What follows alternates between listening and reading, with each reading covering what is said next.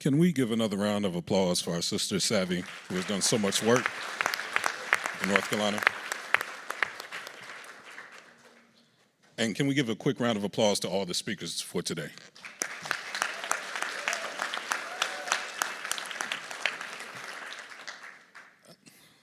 I was trying to see which version I was going to give y'all, Dr. Wright, today. Let me say good afternoon. My name is William J. Barber III. I am the founder of Rural Beacon Initiative, a social enterprise working to increase diverse ownership in renewable energy and regenerative agricultural supply chains. We do so through project deployment, and our flagship project is our 52-acre sustainability hub in eastern North Carolina. I also have deep roots in the advocacy of North Carolina, and think that comes to play as we think about the challenges and the fight we see today. I was taught that passion becomes power through policy. And so in order to have the right policy to meet this moment, I believe we have to have a correct understanding of this moment. Our democratic institutions are facing attack, which, though unprecedented, is a consequence of too long ignoring elements that are hell-bent on preserving power in the hands of select few, elements that will suppress the vote, elements that will usurp our judiciary, elements that will attempt to steal elections, elements that will employ dog whistles and other tactics to divide people rather than to deal with issues, and elements that will willfully vote against their own interests for the promise of a trickle-down economic system that never will be. Right now, we are facing the rise of techno-feudalism, where big tech and industry giants no longer compete for our business, but instead control the market as they lead a scramble for unchecked power through deregulation, promising economic growth, but running the risk of stripping our natural resources, destabilizing governments, devaluing workers, and fueling a global climate crisis. Right now, we face a moral reckoning where small people with big egos are telling us that empathy is wrong, that history is a lie, and that our deepest values are nothing more than a mental condition of wokeness. And moments like this demand leadership, vision, and most of all, action. Because in the midst of all this chaos, as forces attempt to distract us, the economy and the world of tomorrow is still being built. The transition of tomorrow is here. Billions of dollars are flowing. New infrastructure is being rebuilt.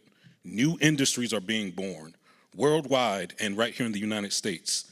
Our economy and therefore our means of survival is changing. Over $1.2 trillion in public and private capital is projected to flow into the United States energy economy over the next decade. Yet without intentional design, much of that will bypass the very communities that have the most to gain and the most at stake. The question is not, will the new economy be built? That is clear. The question is, will we own our future or will it be decided for us? And I think we answer that question partially via the policies we push for. Because as I started, passions only become power when rooted in policy. So I believe there are a few things we should take into consideration. We should think about how do we redesign our capital systems? How do we reimagine how climate finance works, making it more patient, more flexible, and accountable to the communities it's meant to serve? We must push for rural-centered investment in clean energy, ensuring that projects benefit local communities, not just corporate stakeholders. We need job training programs that are tailored for the industries moving into our state, whether it's advanced manufacturing, sustainable agriculture, or high-speed internet infrastructure. We need to think about seriously advancing economic self-determination for our communities. And we need to create pathways for ownership, looking at rebirthing things like land trusts, community cooperatives, local enterprises, models that don't just bring investment to communities, but let communities own and shape the wealth that they generate. We must support Black farmers, small business owners, and cooperatives that build local wealth instead of letting corporations drain resources away, because justice is not just about access, it is about agency. We must strengthen local coalitions, churches, civic groups, labor organizations, and small businesses to form a unified voice for rural North Carolina. And we must also understand that digital access is a civil right. We must fight for full broadband expansion to ensure our kids can learn, our businesses can grow, and our communities can connect.